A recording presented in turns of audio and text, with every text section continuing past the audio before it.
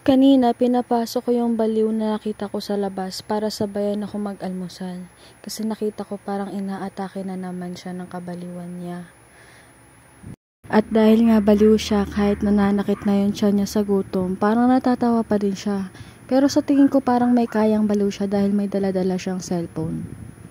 Tinanong ko nga rin siya kung saan siya natutulog. At ito ang sagot niya. Kalye.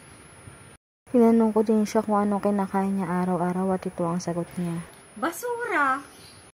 Ugali ko na yung tumulong sa kapwa, kaya naman nung nakita kong sumasakit na rin siya niya sa gutom, binigyan ko siya ng pagkain.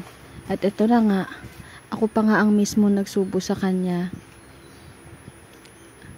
Ang sarap-sarap pa talaga sa pakiramdam tumulong. Approve! Ia-acting mo yung sasabihin ko. Mag-acting ka ng balu-baliwan.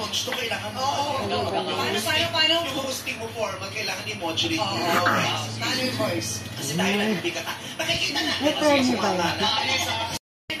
Mag-acting ka na masakit ang tiyan. Wow, Philippines, tropical country.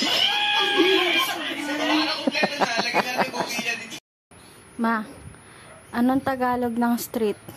Kalye. Anong Tagalog ng garbage? Basura!